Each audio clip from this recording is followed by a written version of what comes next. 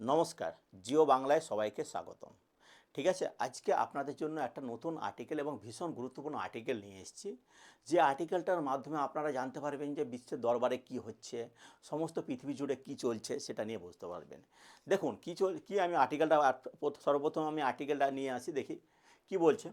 বলতে চাইছি এখানে কি, দেখুন যে বৈঠক ব্যর্থ, খেলা ঘুরল, এগিয়ে কোন পক্ষ? হ্যাঁ, ঠিকই দেখেছেন, আর্টিকেলটা ঠিকই দেখেছেন। কি, যে বৈঠক ব্যর্থ, খেলা ঘুরলো, এগিয়ে কোন পক্ষ?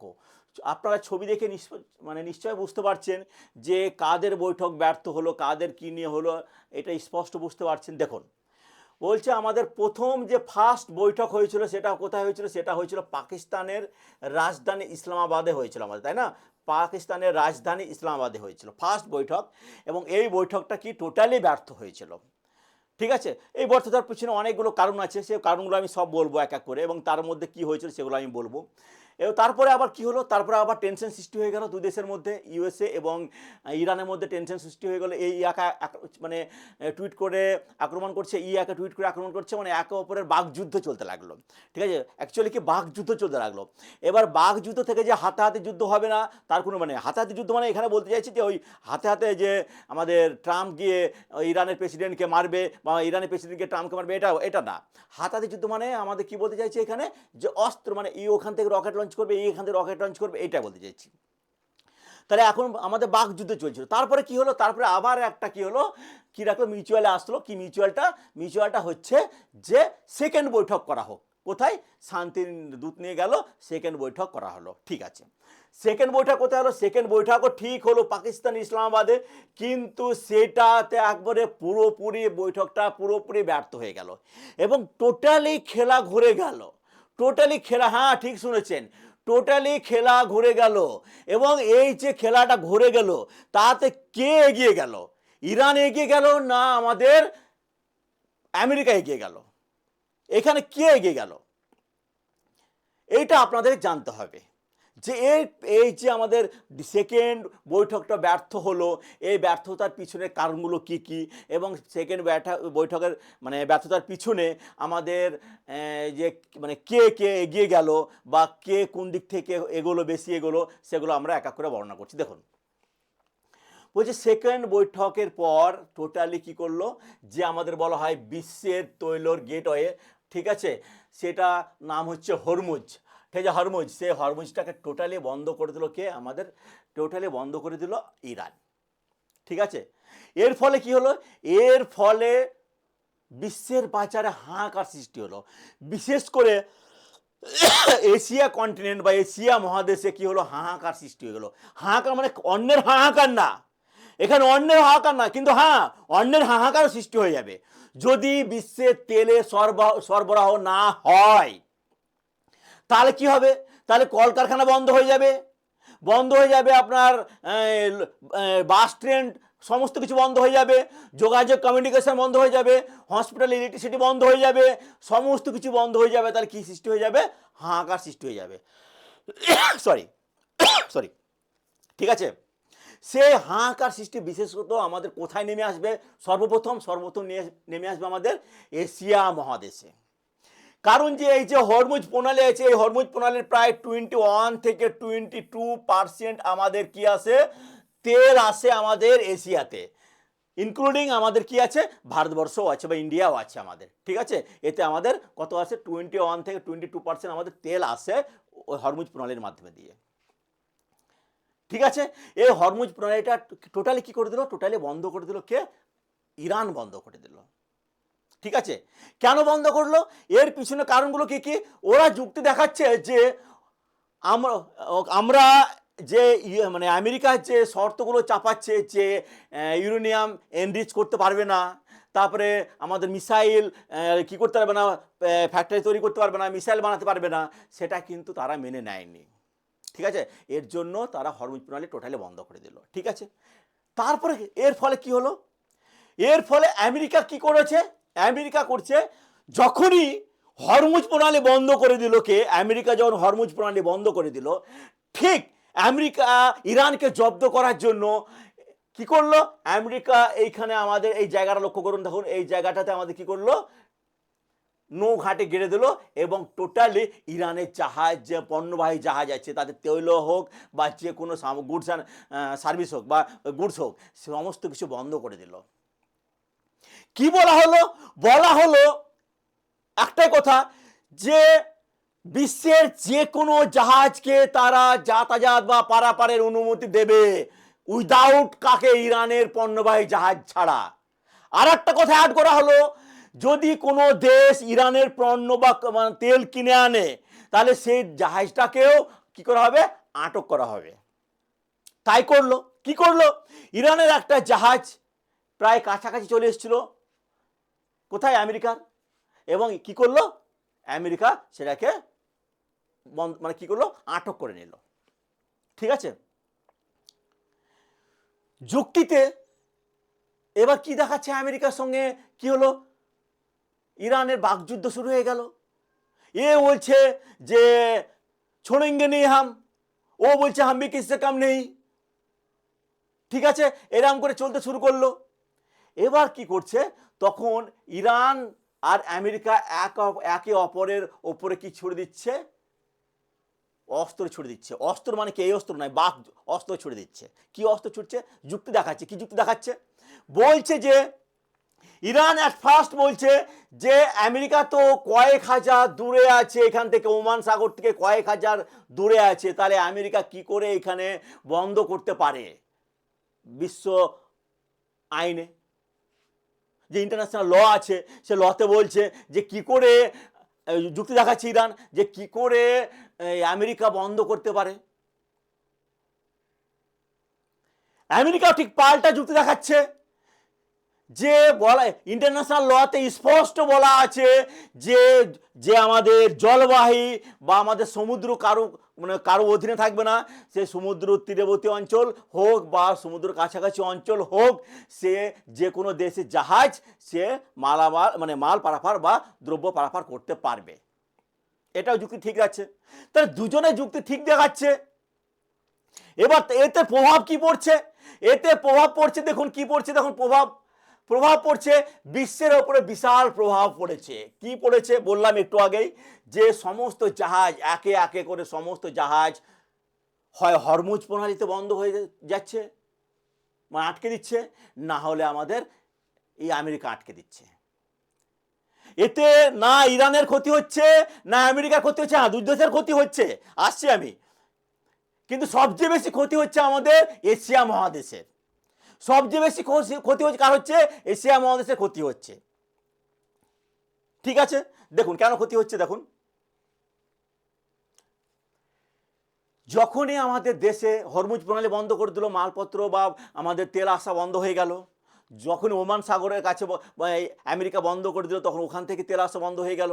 এর ফলে কি হলো স্টক মার্কেট সঙ্গে সঙ্গে কি হলো ডাউন হয়ে গেল, তেলের দাম ঊর্ধ্বমুখী হয়ে গেল, পেট্রোলে হচ্ছে ডিমান্ড হাই সাপ্লাই লো, ফলে কি হলো প্রাইস রেট হাই হয়ে গেল।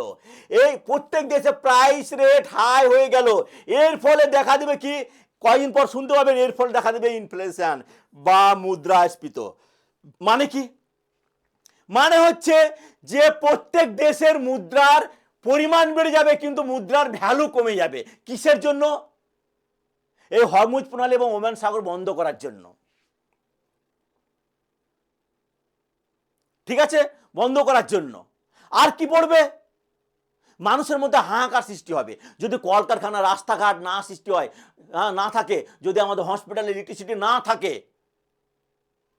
তাহলে কি করবে মানুষের মধ্যে হাহাকার সৃষ্টি হয়ে যাবে। ঠিক আছে, তারপর দেখো তারপরে কি বলছে তাহলে আসল খেলা কি, আসল খেলাটা কি? এই খেলাটা এই যে ইরান আর আমেরিকার মধ্যে কি নিয়ে খেলা চলছে, তাহলে আসল খেলাটা কি? আমার হরমুজ প্রণালী বন্ধ করছে, এই ওমান সাগর বন্ধ করছে কেন? তাহলে এর পিছনে কি যুক্তিতে বা কোন যুক্তিতে তারা বন্ধ করছে বা এর পিছনে কি কি কারণ লুকিয়ে আছে? দেখো আমি একটু আগেই বলেছিলাম যে এই যুদ্ধটা হচ্ছে অস্ত্র যুদ্ধ নয়, যুদ্ধটা হচ্ছে বাক যুদ্ধ। দেখো এখানে দেখো এটা শুধু বন্দুকের যুদ্ধ না, এটা বন্দুকের যুদ্ধ নয়, বন্দুকের যুদ্ধ নয়, এটা কে কাকে বেশি চাপ দিতে পারে সেই খেলা। কি বলছে, কে কার মধ্যে বেশি প্রেসার ক্রিয়েট করতে পারে। আমেরিকা ইরানের ওপর বেশি পারছে না ইরান আমেরিকার ওপর বেশি পারছে, এইটা হচ্ছে মেন খেলা। দেখে নাও কে কার ওপর জিতে আছে, দেখে নাও। বলছে আমেরিকা হচ্ছে অর্থনীতি এবং নৌচাপ। যে ইরান আছে, ইরানের চারিদিকে কে করেছে, আমেরিকা নৌচাপ বা নৌবাহিনী দিয়ে ঘেরা আছে।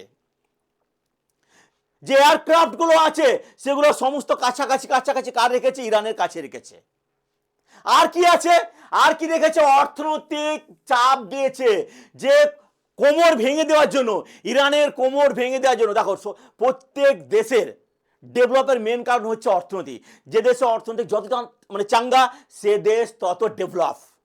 ঠিক আছে, তাহলে কি বলছে, অর্থনীতিকে কোমর ভেঙে দেবে। কি করে কোমর ভেঙে দেবে, এর পিছনে কারণ কি বলছে, ধরো আমি এক্সাম্পল দিচ্ছি, কোনো দেশ ধরো এক্স কান্ট্রি ধরো ইরানের ওপরে কি হচ্ছে, যদি ব্যবসা করতে যায় তাহলে কি হবে, ব্যবসা করতে গেলে এর উপরে ট্যারিফ চাপাবে। যদি 15% ট্যারিফ চাপায় বা 1500% ট্যারিফ চাপায়, তাহলে কোনো দেশ কি ব্যবসা করতে যাবে, যাবে না, যাবে না। তাহলে এরকম হচ্ছে কি অর্থনৈতিক চাপ দিয়ে ভেঙে দেওয়া হচ্ছে। আবার কি করছে ইরান, কি করছে দেখো, এইদিকে ইরান বলছে তেল রুট এবং অঞ্চল চাপ সৃষ্টি করছে। তেল রুটটা টোটালি বন্ধ করে দিয়েছে, যাতে ইন্টারন্যাশনাল প্রেসার কার উপরে আসে, আমেরিকার উপরে আসে। যে সৌদি আরব বা ইউএই বা যার সহযোগী যে দেশগুলো আছে, সেই সহযোগী দেশগুলো মিলে যাতে আমেরিকাকে প্রেসার ক্রিয়েট করে যে না, ওরা নিজের সেফটির জন্য ওরা ইউরেনিয়াম এনরিচ করতে পারে, ওরা পরমাণু বোমা বানাতে পারে, ওরা মিসাইল বানাতে পারে, সে পারমিশন দেওয়া হোক। তার জন্য একের পর এক দেশকে কি করছে, অ্যাটাক করছে। কে, ইরান অ্যাটাক করছে। আর কি করছে, আর কি করছে, ভাতে মারছে, ইরান ভাতে মারছে। কারণ যদি তেল সরবরাহ না হয় তাহলে কোনো কিছু চলবে না, কলকারখানা চলবে না, কিছু চলবে না। ঠিক আছে, তাহলে ভাতে মারছে। ঠিক আছে, আর অঞ্চল যে আশেপাশে যে অঞ্চলগুলো আছে, মানে ইউএই, সৌদি আরবগুলো যেগুলো আছে, কুয়েত, কাতার যেগুলো আছে, তার উপরে কি করছে, বিশাল চাপ সৃষ্টি করছে। হয়তো তার এয়ারপোর্টে, হয়তো তার এতে কি করছে, বোমা ফেলছে। ফলে কি হচ্ছে, চারদিকে একটা চাপ সৃষ্টি করেছে। কে, ইরান। ঠিক আছে, বুঝতে পেরেছ। তারপরে দেখো, তারপরে হচ্ছে আমাদের ফাইনাল লাইন কি বলছে, পাওয়ার। দেখো বিশ্বের সবচেয়ে শক্তিধর দেশ টিল ডেট পর্যন্ত কে, আমেরিকা। বা আমেরিকা হচ্ছে বিশ্বের সবচেয়ে শক্তিধর দেশ। ইরানকে ইচ্ছে করলে পরমাণু বোমা দিয়ে কখনোই উড়িয়ে দিতে পারবে, যে কোনো মুহূর্তে উড়িয়ে দিতে পারবে, কিন্তু না, সেটা করবে না। ঠিক আছে, আর দেখো তাহলে বিশ্বের সবচেয়ে শক্তিশালী দেশ আমেরিকা কি চাইছে, সংযত হতে চাইছে। যে কোনো উপায়ে, বা ইরানও চাইছে, দুদেশই চাইছে যে কোনো উপায়ে দুদেশের মধ্যে একটা শান্তির বৈঠক হোক, যাতে ইরান আমাদের শর্ত মেনে নেয়, আমেরিকা শর্ত মেনে নেয়, আর আমেরিকা ইরানের শর্ত মেনে নেয়। এর জন্য কি করছে, এর জন্য বারবার তারা বৈঠক করছে, কিন্তু বৈঠক কোনো কারণে হয়তো ব্যর্থ হচ্ছে। ঠিক আছে, বৈঠক কোনো কারণে হয়তো ব্যর্থ হচ্ছে। বুঝতে পেরেছো। তাহলে এই পর্যন্ত তোমরা আর্টিকেলটা কেমন লাগলো বা প্রত্যেকে কমেন্ট করে জানাবে। আর আরেকটা কথা, দেখো বর্তমান পরিস্থিতিতে তোমাকে বলছি আমি যে ইউরোপ প্রায় হচ্ছে, ইউরোপ যে কন্টিনেন্ট আছে, সে কন্টিনেন্ট বা মহাদেশ আছে, সেখানে ম্যান পাওয়ার কম আছে। তাহলে সেখানে কোনো ফ্যাক্টরি বা কোম্পানি যেতে চাইবে না। আচ্ছা তোমরা একটা কথা বলো, ধরো একজন ফ্যামিলিতে 5 জন আছে, আর একজন ফ্যামিলিতে 20 জন আছে। ঠিক আছে, 5 জন যে ফ্যামিলিতে আছে সেখানে বেশি ক্রয় করবে না 20 জন ফ্যামিলি বেশি ক্রয় করবে? নিশ্চয় 20 জন ফ্যামিলির বেশি ক্রয় করবে। তাহলে আমেরিকাতে কোনো ম্যান পাওয়ারের অভাব, তার জন্য সেখানে বড় বড় কোম্পানি যেতে চাইছে না। তারপরে হচ্ছে মধ্য এশিয়ার যে দেশগুলো আছে, সে নিজের দিকে দেখছে। তাহলে বিশ্বের সমস্ত বড় বড় কোম্পানি কোথায় আসতে চাইছে? বিশ্বের সমস্ত বড় বড় কোম্পানি আমাদের ইন্ডিয়ায় আসতে চাইছে বা ভারতবর্ষে আসতে চাইছে। কেন চাইছে? কারণ ভারতবর্ষের প্রধান অস্ত্র হলো ম্যান পাওয়ার হলো ভারতবর্ষের প্রধান অস্ত্র। আর এর জন্য দরকার কি, এর জন্য ওরা চাইছে এআই শিক্ষিত বেকার ছেলে মেয়ে চাইছে ওরা, বা ফ্রেশার হোক বা ট্রেন্ড হোক, এরা যাতে তারা যেন এআই জানে। আর ওই জন্য আমাদের আনা হয়েছে কি, এআই ব্যাচ আনা হয়েছে। ঠিক আছে, তাই আর দেরি না করে প্রত্যেকে অ্যাডমিশন হয়ে যাও। তোমাদেরকে একটা নাম্বার দিচ্ছি, এই নম্বরে শুধু জাস্ট লিখবে হাই এআই, আমাদের টিম তোমাদেরকে অ্যাডমিশন প্রসিডিওর বা কি কি করতে হবে সমস্ত কিছু বলে দেবে।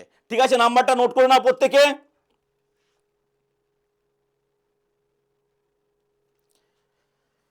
9332813134। এখানে কি লিখবে, হাই এআই লিখবে। ঠিক আছে, হাই এআই লিখবে। ওকে, আমাদের টিম তোমাকে উইদিন সেকেন্ডের মধ্যে জয়েন করে নেবে। ঠিক আছে, আর প্রত্যেকে ভালো থাকবে, আবার দেখা হবে নতুন একটা ভিডিওতে। আর প্রত্যেকে সাবস্ক্রাইব অবশ্যই করবে।